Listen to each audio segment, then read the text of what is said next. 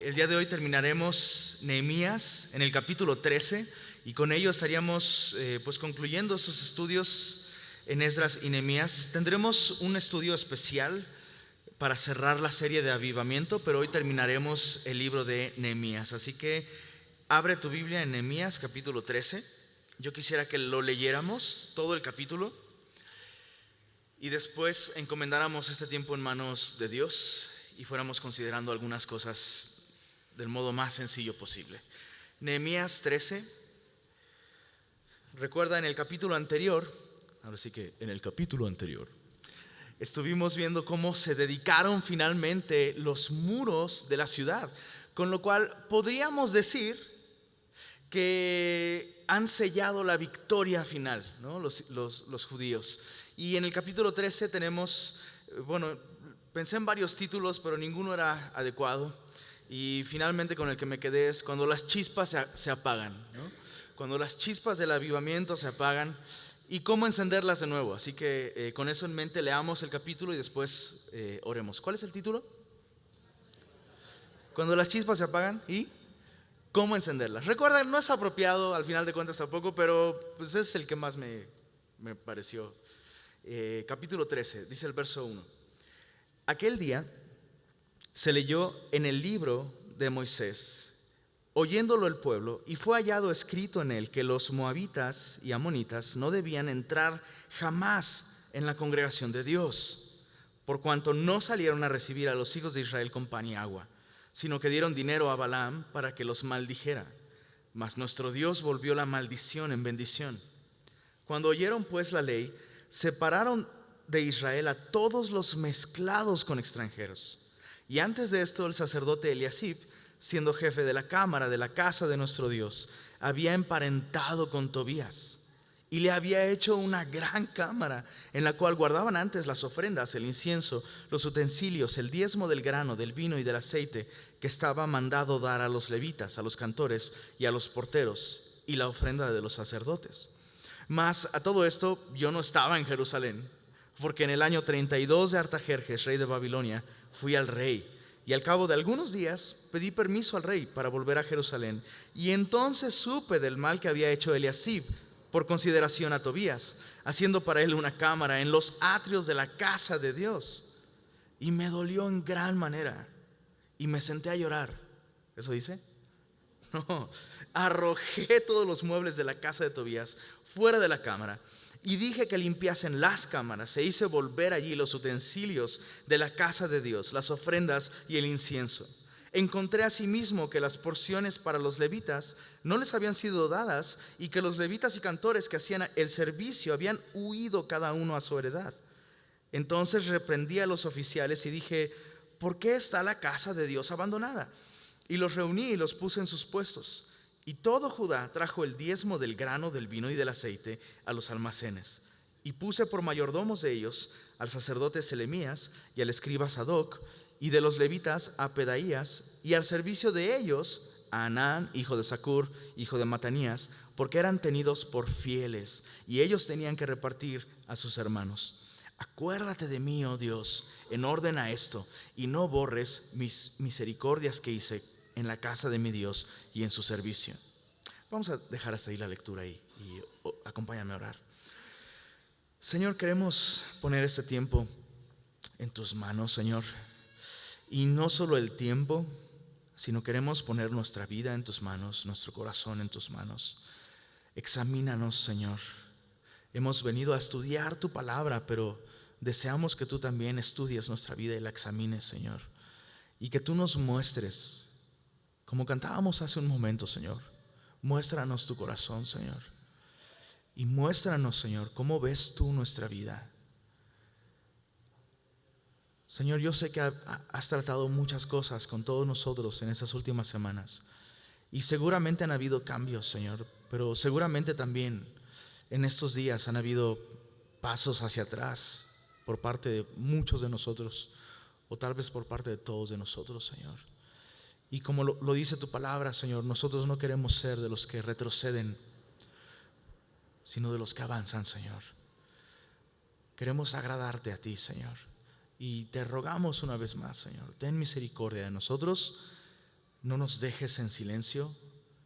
Señor, aun si hay pecado en nuestra vida, Señor, que está estorbando en este momento la comunión contigo, te rogamos que tengas misericordia, Señor, y que rompas esas barreras, Señor, y nos permitas escuchar otra vez tu voz.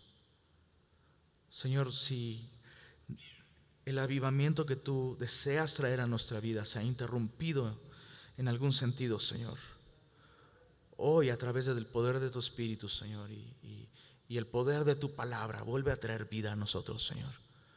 Te lo pedimos en el nombre de Jesús. Amén. Entonces, como acabamos de leer, Nehemías dejó Jerusalén después de dedicar los muros, y aparentemente todo era un avivamiento maravilloso y genial. Pero alrededor de un año más o menos estiman los expertos que Nehemías se ausentó de Jerusalén. Un año fue suficiente para que al volver él, todo estuviera de cabeza otra vez. Y los pactos y las promesas, ¿recuerdas del capítulo 10? ¿Por qué no le echamos un vistazo a las promesas que hizo el pueblo en el capítulo 10 antes de dedicar el muro? Capítulo 10 dice desde el verso 29: se reunieron con sus hermanos, sus principales, para protestar y jurar que andarían en la ley de Dios que fue dada por Moisés, siervo de Dios, que guardarían y cumplirían todos los mandamientos, decretos y estatutos de Jehová nuestro Señor, y que no daríamos nuestras hijas a los pueblos de la tierra, ni tomaríamos sus hijas para nuestros hijos. Asimismo, que si los pueblos de la tierra trajesen a vender mercaderías y comestibles en día de reposo, dice allí, verso 31, nada tomaríamos de ellos en ese día, ni en otro día santificado, y que el año séptimo dejaríamos descansar la tierra y remitiríamos toda deuda. Nos impusimos además por ley el cargo de contribuir cada año con la tercera parte de un ciclo para la obra de la casa de nuestro Dios, y un sinfín de ofrendas más en el resto del capítulo. Nehemías regresa con la esperanza de ver ese avivamiento esparciéndose incluso en el resto del pueblo, pero oh sorpresa, regresa y todo está de cabeza. Lo primero que se nos dice en la porción que acabamos de leer es que al él regresar, dice en el verso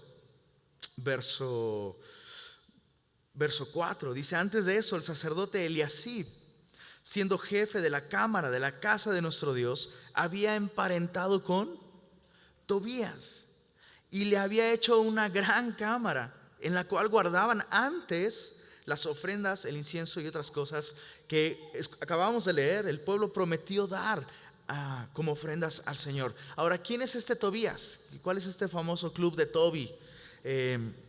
Tobías no era alguien,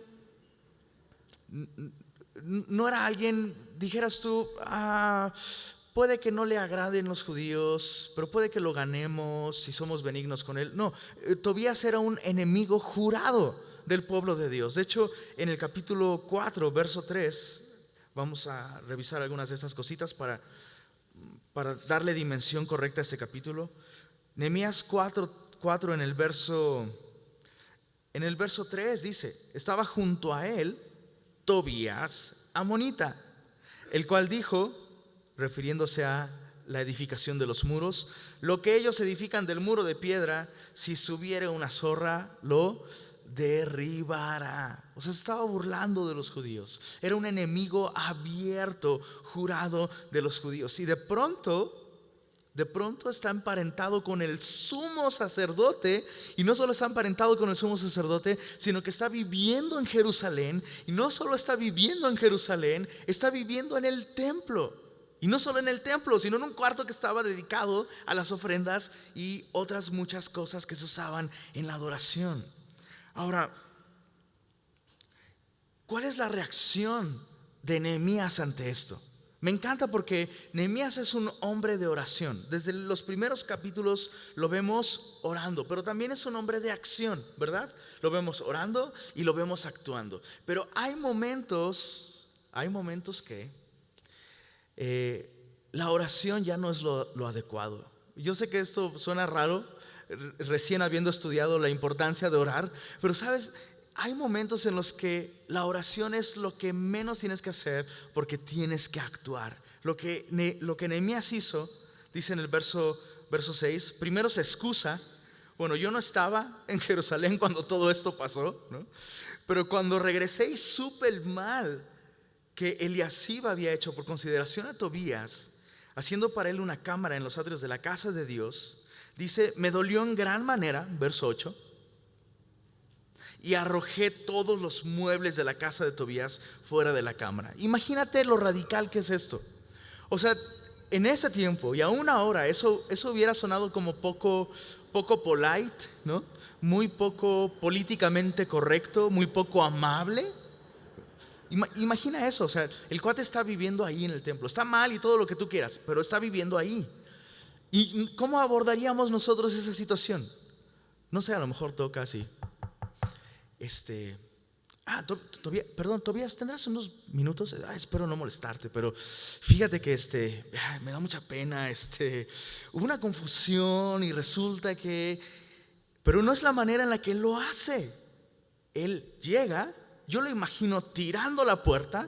Bueno, será porque veo muchas películas de acción, pero me lo imagino tirando la puerta, metiendo a sus propios siervos. Sáquenme todas estas porquerías de aquí que están contaminando la casa de Dios.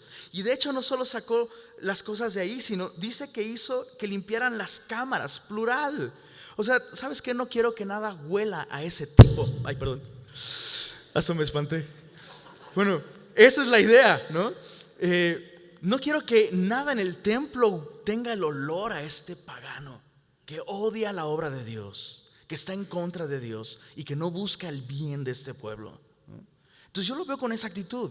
Y lo importante para nosotros ahora como aplicación es, si alguien te cae mal, no es cierto. No, obviamente no. Nuestra lucha no es contra carne ni sangre. Esto es una ilustración de la actitud que tú y yo debemos tomar ante aquellas cosas que representan una amenaza para nuestra relación y nuestro caminar con el Señor. Lo voy a volver a repetir. Todo esto para nosotros, aunque eso fue literal, para nosotros ilustra un principio que debemos usar en torno a la actitud que debemos tomar frente a cosas que amenazan nuestro caminar con el Señor. ¿Okay? Dodo, lamento haberte espantado con el golpe en las bocinas. Entonces tenemos que tomar esa actitud. Efesios capítulo 4 verso 22 lo ilustra perfecto. Efesios 4, 22 dice, en cuanto a la pasada manera de vivir, despojaos del viejo hombre. No dice negocia con él, habla con el viejo hombre, tócale la puerta y amablemente llega a un acuerdo con el viejo hombre. No, sácalo de la casa de Dios. Tú eres la casa de Dios, tú eres el templo de Dios. Sácalo de tu vida. No permitas que se instale ahí. No permitas que ocupe un espacio que Dios diseñó para otra cosa. Sácalo de tu vida. Sé radical, despójate. Lo interesante no es que dice Pablo, oren para que Dios los despoje del viejo hombre. ¿Verdad que no dice eso? Sino dice, es algo que tú tienes que hacer. Despójate del viejo hombre. Ahora, la pregunta importante a hacernos es, ¿tenemos algún Tobías en nuestra vida? Allí, viviendo instaladito, ¿no? Sin causar problemas. Le hemos abierto un espacio. Ok, no te saco de mi vida, deja de molestarme, pero te doy un pequeño espacio en mi vida. No es la voluntad de Dios. ¿Cómo identificar a un Tobías en mi vida? Bueno, es algo que abiertamente en su momento y en el pasado me estorbó para edificar para la gloria de Dios. ¿Cómo identificar a un Tobías? Es algo o alguien que me ha estorbado en el pasado para edificar para la gloria de Dios. ¿Qué es lo que tienes que hacer con esos Tobías en tu vida? Puede ser un hábito, puede ser una experiencia, puede ser una manera de pensar, puede ser una relación. Y Dios te está diciendo en este momento, no lo tengas en tu vida. ¿Qué tienes que hacer? Sácalo, despójate de esas cosas. Entonces, lo increíble es que si tú le das un pequeño lugar al enemigo en tu vida, Si tú le das un lugar pequeño, nomás es una cámara, afecta el resto de la adoración a Dios y del servicio a Dios. Mira las consecuencias de tener a Tobías en una cámara. Dice en el verso 10: encontré asimismo que las porciones para los levitas no les habían sido dadas, y que los levitas y cantores que hacían el servicio habían huido cada uno a su heredad. ¿Por qué huyeron a su heredad los levitas? Porque no tenían mantenimiento. ¿Por qué no tenían mantenimiento? Porque el pueblo había dejado de dar ofrendas. ¿Por qué el pueblo había dejado de dar ofrendas? Porque los sacerdotes no tenían lugar donde guardarlas. ¿Y por qué no tenían lugar donde guardarlas? Porque donde las debían guardar estaba ¿quién? Tobi, bien cómodo, bien pleno, ¿ah? Estorbando e interrumpiendo la adoración a Dios y la obra a Dios. Entonces, ojo, no tengas misericordia de los Tobías en tu vida. Sácalos, pero es un cuartito nomás, no importa, va a afectar el resto de tu vida, el resto de tu adoración y tu servicio a Dios. Entonces, dice el libro, Nehemías 13:11, reprendí a los oficiales, dije: ¿por qué está la casa de Dios abandonada? Los reuní, los puse en sus puestos. Todo Judá trajo el diezmo del grano, del vino, del aceite, los almacenes, y puse por mayordomos de ellos al sacerdote Selemías, al escriba Sadoc, y de los levitas a Pedaías, y al servicio de ellos a Anán, hijo de Zacur, hijo de Matanías, porque eran tenidos por fieles y ellos tenían que repartir a sus hermanos. Acuérdate, me encanta esta oración de Nehemías, la vamos a ver 3 veces. Acuérdate de mí, oh Dios, acuérdate de mí, oh Dios, en orden a esto, y no borres mis misericordias que hice en la casa de mi Dios y en su servicio. Segunda cosa que se interrumpió durante este avivamiento, mientras Nehemías estuvo ausente. La primera es la adoración a Dios, el servicio a Dios. La segunda es el reposo, el día de reposo, guardar el reposo. Se vio interrumpido también. Versos 15 en adelante dice: en aquellos días vi en Judá a algunos que pisaban en lagares en el día de reposo, y que acarreaban haces y cargaban asnos con vino, y también de uvas, de higos y de toda suerte de carga, y que traían a Jerusalén en día de reposo, y los amonesté acerca del día en que vendían las provisiones. Estaban produciendo, estaban trabajando, generando bienes para vender en día de reposo. Pero también, dice, había en la ciudad tirios que traían pescado y toda mercadería y vendían en día de reposo a los hijos de Judá en Jerusalén. Entonces no solo producían, trabajaban, ¿no?, en día de reposo, sino también consumían y compraban en día de reposo. Verso 17, dice aquí: y reprendí a los señores de Judá y les dije: ¿qué mala cosa es esta que vosotros hacéis, profanando así el día de reposo? ¿No hicieron así vuestros padres? Y trajo nuestro Dios todo este mal sobre nosotros y sobre esta ciudad, y vosotros añadís ira sobre Israel, profanando el día de reposo. Ahora, hay algo importante que recordar aquí. Nehemías les está diciendo esto: para empezar, ellos habían jurado, lo acabamos de leer, ¿te acuerdas? En el capítulo 10, juraron no comprar ni vender nada en día de reposo, ni ningún día sagrado, ¿no?, ningún día santificado. Pero Nehemías les dice: ¿no hicieron así vuestros padres? Y trajo nuestro Dios todo este mal sobre nosotros y sobre esta ciudad. Y es que la Biblia nos dice en Jeremías capítulo 17, Jeremías 17, versos 21 al 27, déjame leértelo. Jeremías 17, 21 al 27, nos dice en esta porción que no guardar el reposo y los años sabáticos fue la razón por la cual Dios trajo el cautiverio.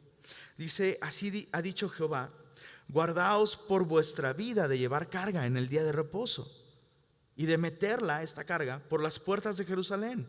Ni saquéis carga de vuestras casas en el día de reposo, ni hagáis trabajo alguno, sino santificad el día de reposo, como mandé a vuestros padres. Pero ellos no oyeron, ni inclinaron su oído, sino endurecieron su cerviz para no oír ni recibir corrección. No obstante, si vosotros me obedeciereis, dice Jehová, no metiendo carga por las puertas de esta ciudad en el día de reposo, sino que santificareis el día de reposo, no haciendo en él ningún trabajo, entrarán por las puertas de esta ciudad en carros y en caballos los reyes y los príncipes que se sientan sobre el trono de David, ellos y sus príncipes, los varones de Judá y los moradores de Jerusalén, y esta ciudad será habitada para siempre.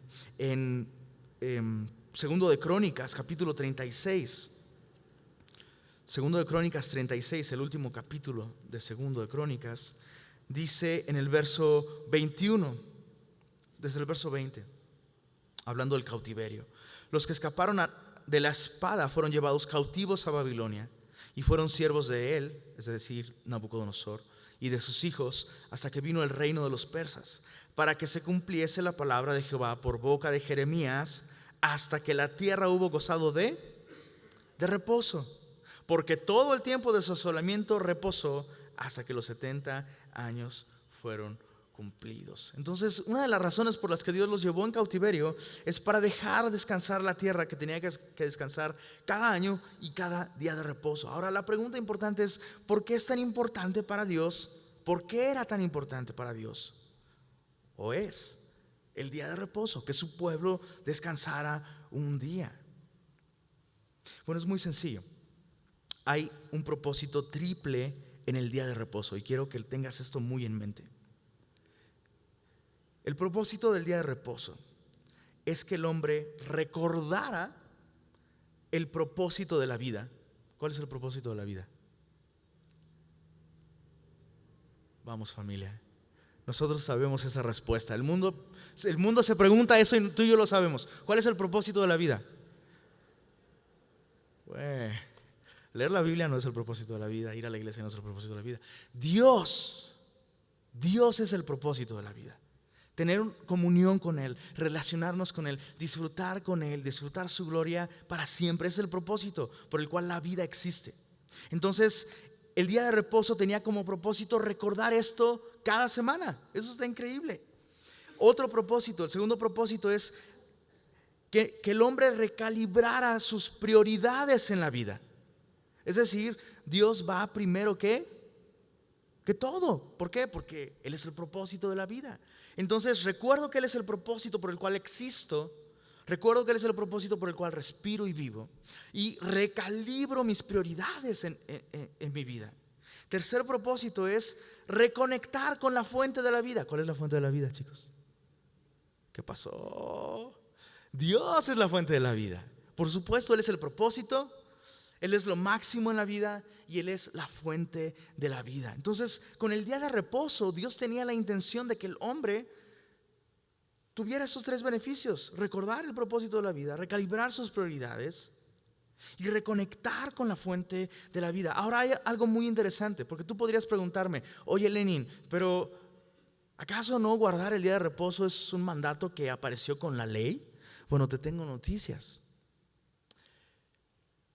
¿Qué fue lo primero que Dios santificó? Es muy interesante. El sábado Dios lo santificó desde Génesis capítulo 2. Bueno, desde ese relato, Génesis capítulo 2. La Biblia nos dice ahí que al terminar su obra creadora, Dios bendijo al séptimo día y lo santificó. Eso es muy interesante. Lo primero que Dios santificó no fue una persona, un objeto, sino un espacio de tiempo. Dios lo santificó. ¿Por qué? Porque Dios pretendía que el hombre tuviera comunión con Él. Piensa esto por un momento. ¿Qué fue lo último que Dios creó? Vamos, chicos. ¿Qué fue lo último que Dios creó? Exacto, al hombre. El hombre es la corona de la creación. Entonces, Dios termina su creación creando al hombre, ¿no? Y entonces el primer día de vida del hombre, ¿cuál día sería? Pues el sábado. Imagina, recuerda que Dios medía los días en tarde y noche, o tarde, noche y mañana, ¿no? Entonces, muy seguramente tarde, noche, mañana componen ese viernes. Fuimos creados en viernes, qué increíble, por eso nos gustan tanto los viernes. Fuimos creados en viernes, ¿no? Tarde, noche y mañana, viernes. Entonces el día termina con la mañana en realidad para Dios, ¿no?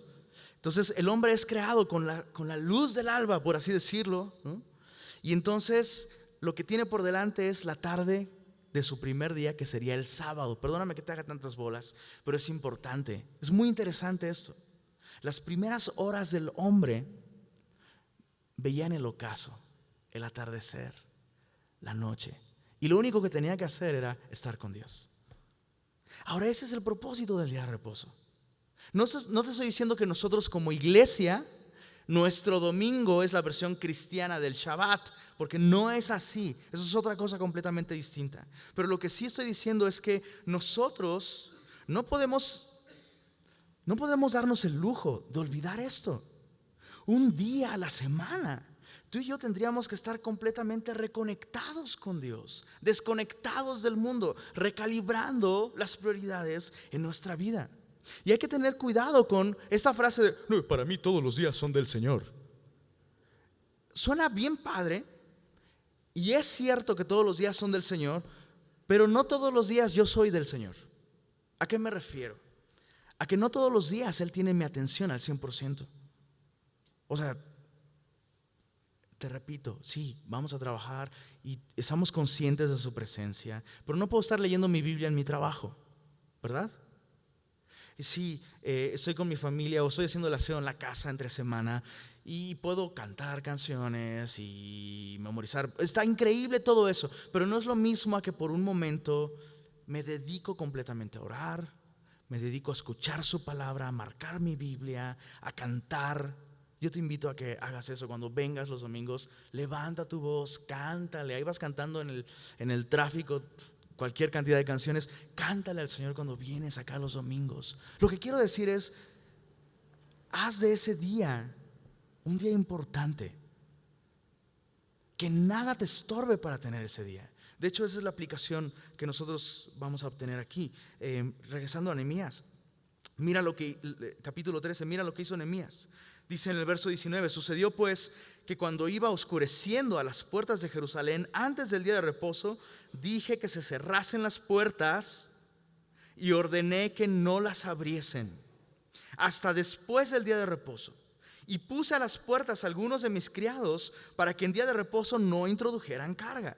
Y se quedaron fuera de Jerusalén 1 y 2 veces los negociantes y los que vendían toda especie de mercancía. Me encanta porque haces este compromiso personal de: ¿sabes qué? Sí es cierto, el día domingo va a ser mi día de descanso espiritual, el día en el que yo me reconecto con el Señor al 100%, sin distracciones. Voy a cerrar las puertas, ¿no? Voy a apagar mi teléfono, no voy a estar pajareando en Twitter, en Facebook. Voy a conectarme completamente con el Señor, ¿no? Voy a llegar temprano a la iglesia, no sé, cierras las puertas, ¿no? Pero sabes que hay vendedores allá afuera. Y las primeras semanas van a llegar esos pensamientos de esos vendedores allá afuera: oye, se te olvidó no sé qué, aquel cosa. Acuérdate del compromiso que tenías con fulanito. Hay una oposición espiritual. No recuerdo el nombre de esa persona en este momento, pero creo que fue Voltaire. Se le atribuye a Voltaire una frase que dice así: si quieres acabar con el cristianismo, solo tienes que abolir el domingo. Te lo voy a decir otra vez: si quieres terminar con el cristianismo, solo tienes que abolir el domingo. Terminar con el domingo. Y sabes, tiene un grano de realidad eso. Tiene un grano de realidad. ¿Qué sucedería con nosotros si el domingo, no tiene que ser el domingo, pero el domingo es cuando más fácilmente todos nosotros podemos reunirnos y descansar en el Señor? Que nuestra atención al 100% le pertenezca a Él. ¿Qué sucedería si nuestros domingos son ahora sí que a puerta cerrada? No hay otra voz compitiendo con la de Dios. No hay otro pensamiento en tu mente. No hay otra cosa en que ocuparte. ¿Qué pasaría? ¿No crees que es la voluntad de Dios que tus domingos sean espectaculares? ¿Qué onda? ¿A poco no lo platicamos y hasta es como algo dentro de nosotros dice sí? O sea, no es una cuestión de ser religiosos, sino es cierto, o sea, todos los días son del Señor, pero el domingo es el día en el que nos reunimos y tenemos más posibilidades de apartar y organizar ese tiempo para que Él sea lo primero en nuestra vida. Qué buena manera de comenzar nuestra semana. Entonces cierra las puertas. Enfócate, conéctate con tu Dios, conéctate con tu familia, conéctate con tu iglesia. Que Dios sea lo primero. ¿Recuerdas Mateo 6:33? Más buscad primeramente. El domingo es el primer día de la semana. Es una manera muy práctica de cumplir con esto. Buscad primeramente el reino de Dios y su justicia. Todas las cosas os serán ¿qué? Pero es que yo tengo que trabajar el domingo porque la situación está muy difícil. Ok, ¿le vas a creer al águila y al nopal en las monedas? ¿O le vas a creer a Jesús que te dijo: busca primeramente el reino de Dios y su justicia, y lo que necesitas será añadido? Es una cuestión de fe. Entonces se interrumpió el reposo. Tercer punto: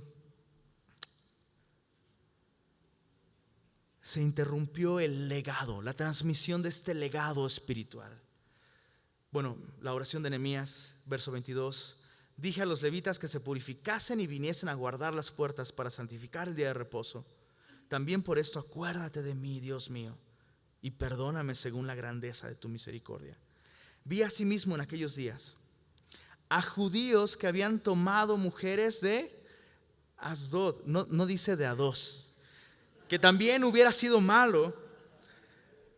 Las mujeres de Asdod eran mujeres filisteas, que tú lo recordarás. O sea, eso es bien sabido. Los filisteos también, enemigos jurados del pueblo de Dios, ¿no?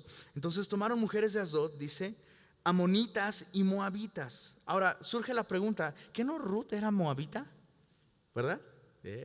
Pensabas eso. Es que yo también lo pensé cuando lo leía, ¿no? Pero hay una gran diferencia. Ruth dijo: donde vayas yo iré, donde vivas viviré. Y dijo algo muy importante: tu pueblo, ¿qué? Será mi pueblo. Entonces no era moabita. Cuando llegó a Belén, Ruth era una israelita convertida, ¿ok? Entonces está hablando aquí no de mujeres como Ruth que se convirtieron, sino mujeres que pertenecían a sus pueblos aún, seguían sus costumbres, adoraban a sus dioses, ¿no?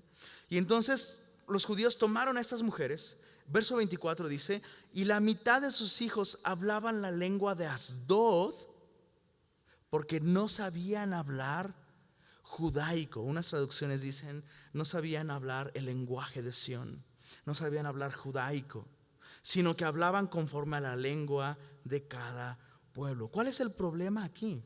Hay un problema muy grande. ¿Qué tan grande? Mira la reacción de Nehemías.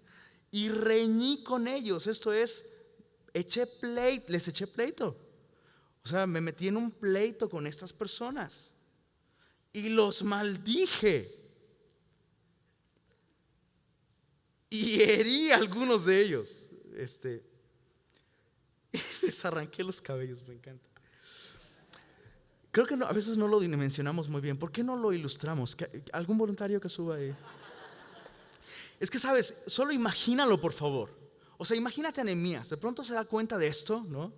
Se da cuenta de que esos hombres se han casado con mujeres filisteas, ¿no? Filisfeas, déjame decirles. Y comienza a reñir con ellos. Oye, tú fulanito, ¿qué te pasa? ¿Te casaste con ella? Pues sí, pues Dios es bueno, pues estuvimos orando. ¿Y de qué me estás hablando, bro? La ley claramente dice que, oye, tranquilo, esta es mi vida, ¿no? Están riñendo, ¿no? De pronto, pues esta es mi vida. Sí, tu vida, pues fíjate que, y comienza a maldecirlos, ¿no? Entonces comienza a maldecir. ¿Y tú por qué tú quién te crees que eres? ¿No? Y que no, que ¿cómo que te soy? Y ¿no? Los hiere. No me vuelvas, pues te jalo las con los mechones de pelos acá y el Nehemías todo prendido, ¿no? Me encanta Nehemías. A mí no me hubiera podido hacer nada, porque, ¿cómo te lo explico? El punto es si a veces dan ganas de hacerle esto a algunas personas. Hablas con ellos y es como, no agarras la onda, no puede ser, aunque sea una para hacerte despertar. No, obviamente no lo vamos a hacer, no, por supuesto que no.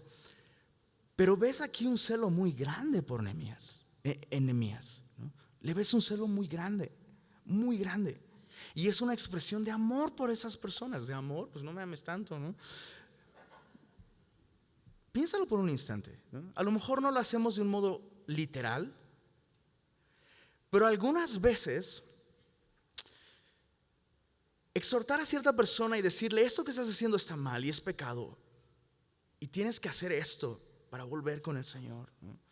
Tú sabes que hablar con ciertas personas de ciertos temas literal es como jalarle las greñas, ¿sí o no? Y se va a poner, y va a haber pleito, y van a reñir.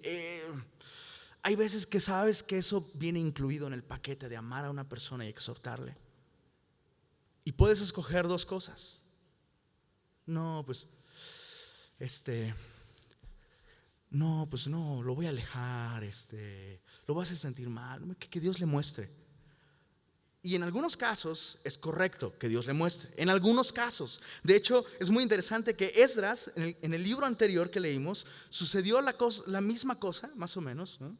Y Esdras, en lugar de arrancarle los pelos a los demás, arrancó los pelos él, ¿no? Se los jaló. Se puso a llorar ahí sentado en las escaleras y se arrancó los pelos. Y eso llevó a la gente a arrepentirse. O sea, mira cuánto le duele nuestro pecado. No puede ser, es cierto, hemos pecado. Pero hay veces que se necesita lo contrario. Que hables con la persona y que, lo repito y lo aclaro, en sentido figurado, le jales las greñas. En sentido figurado, ¿no? Y eso es amor. Ahora, ¿qué estaba en juego aquí? Dice aquí que sus hijos no hablaban el lenguaje de Sión, no hablaban judaico. ¿Y cuál es el problema con eso? Que si no hablan el mismo lenguaje en el que fue escrita la ley, no pueden leer sus Biblias, déjame parafrasearlo, no pueden leer sus Biblias, no pueden crecer en el conocimiento de Dios y tampoco pueden transmitirlo. Entonces un legado se estaba perdiendo, una generación completa prácticamente se estaba perdiendo. ¿Cuáles son las aplicaciones para nosotros el día de hoy? Bueno, la primera, no te unas en yugo desigual, por favor. No te unas en yugo desigual, no solo matrimonialmente, pero yo creo que matrimonialmente es una de las cosas más recurrentes en la iglesia y no sé por qué. Te estás casando con una filistea, bro, si te unes con una persona en matrimonio que no comparte tu fe. Ay, no le digas filisfea, está bien bonita, bro, está muerta en sus delitos y pecados. ¿Cómo puede ser un cadáver algo hermoso? Necesita a Jesucristo, no necesita un esposo. Necesita a Jesucristo. Entonces, bro, no te unas en yugo desigual. Vas a sufrir. Vas a sufrir. Segunda aplicación. Si tú ya estás casado, y eso lo aprendemos de este asunto de que los hijos no hablaban el lenguaje de Sión, asegúrate de instruir a tu esposa en el lenguaje de Sión. Hablen el mismo lenguaje. Es decir, obviamente las mamás, y mucho más en esta época, las mamás pasan más tiempo con los hijos que los papás. ¿Estás de acuerdo? Pues el papá tiene que salir y hacer cosas de hombre y trabajar bien rudo, ¿no? Y la mamá está en casa y los cuida y los cría. La mamá les enseña a hablar mucho más que el papá, eso está claro. Y solo como una exhortación para los papás, hombres, los papás. Instruye a tu esposa en el lenguaje de Sión.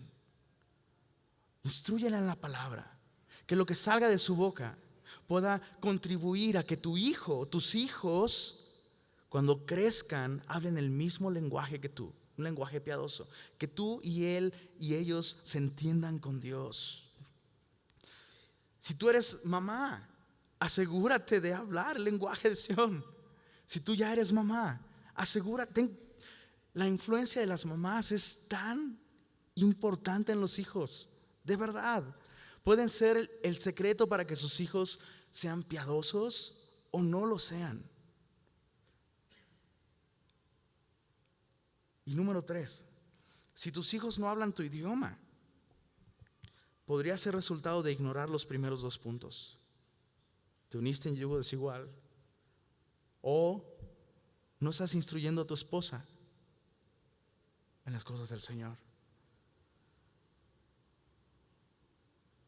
Puede que nuestros hijos aprendan el lenguaje cristiano, Pero no estoy hablando de eso, ¿sabes? Estoy hablando de que si tú les hablas y les aconsejas y los llevas al Señor y les hablas la palabra del Señor, literalmente ellos no te entienden, ¿no? Hija, mira, no, pues ¿por qué no oras? Esta decisión que tomaste no fue la mejor por eso y por... Qué raro eres, papá, no te entiendo. No habla tu idioma. Y la Biblia nos dice que los discípulos no son más que sus maestros. A lo mucho serán como sus maestros. Entonces, cuestiónate, ¿será que yo estoy hablando dos idiomas? ¿Estoy hablando el idioma de Dios en una área de mi vida y en otra área de mi vida hablo el idioma del mundo? Un texto que queda muy bien con esto es 1 de Juan 4. Acompáñame ahí, por favor. 1 de Juan 4.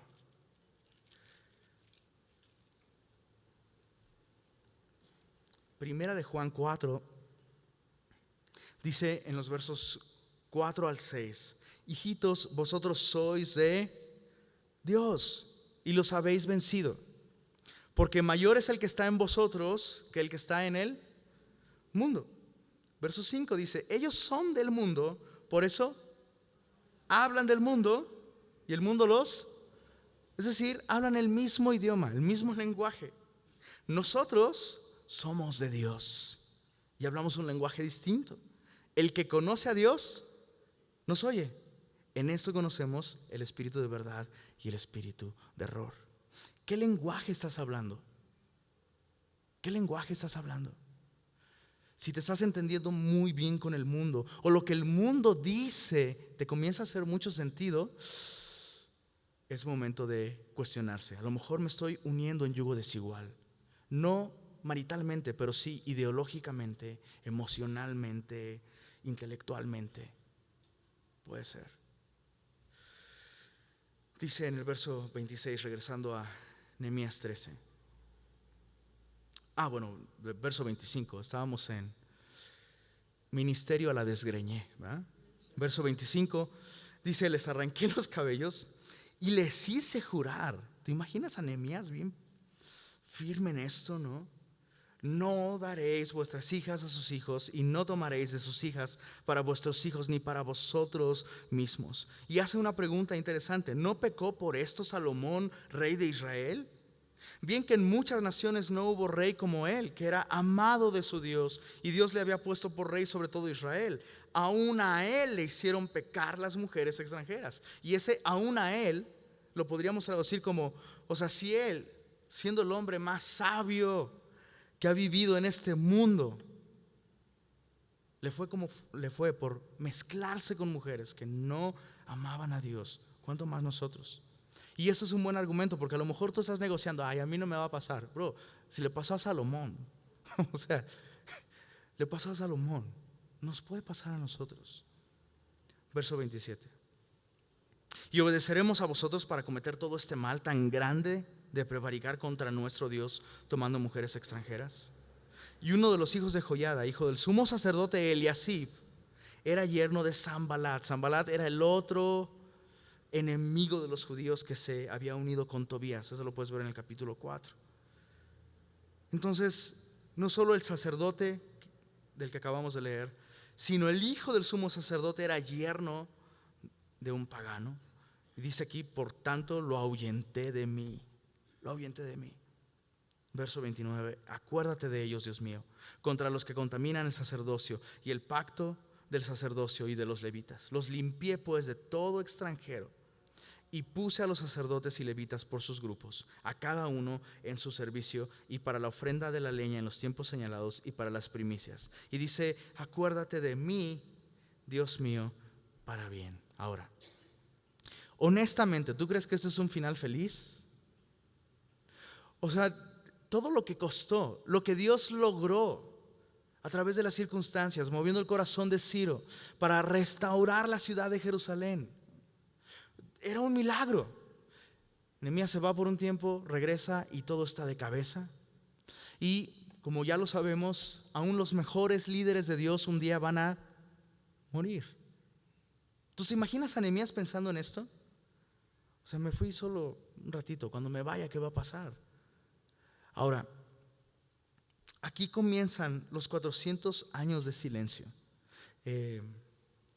Prácticamente la narrativa histórica termina aquí para todos los sucesos del Antiguo Testamento, y lo que sigue son 400 años de silencio, que son lo que separan el Antiguo del Nuevo Pacto. Y es ahí a donde quiero llegar. A lo mejor nosotros, igual que el pueblo de Israel, conocemos las cosas que Dios ama, conocemos su palabra, hemos visto grandes obras de Dios en nuestra vida. ¿Te identificas con eso? Dios ha hecho cosas grandes en tu vida. Dios te ha restaurado. Dios ha hecho lo imposible posible. O sea, a lo mejor nosotros no tenemos murallas literales, pero hace un rato oraba Vale, ¿no? Hay personas que no tienen ese privilegio de reunirse y orar, reunirse con sus hermanos y animarse unos a otros, saludarse, ¿no? Nosotros tenemos en ese sentido murallas impresionantes. Vivimos en un país que tiene leyes que permiten el culto libre. Tenemos una iglesia con muchos recursos, murallas que son como murallas literal en nuestra vida. Ahora, las murallas no fueron el problema aquí. ¿Cuál fue el problema? El pueblo. Las murallas estaban perfectas, pero el pueblo no estaba perfecto. El pueblo estaba mal. ¿Y no pasa lo mismo con nosotros? O sea, de pronto volteas y ves las murallas y dices, perdóname la expresión, pero no encuentro otra. Chale. Neta, o sea, ¿qué onda conmigo? Dios me ha bendecido tanto. Dios me alcanzó. Tengo iglesia, tengo Biblia, tengo recursos, tengo amigos, me discipulo. Dios me ha rodeado de bien y de misericordia, y yo sigo fallando. Y sabes, eso es así, es una realidad. Tú y yo fallamos, pero hay alguien que nunca falló. ¿Quién será? Jesucristo. Y me encanta que Nehemías, de quien no se registra un solo pecado en la Biblia, eso es muy interesante.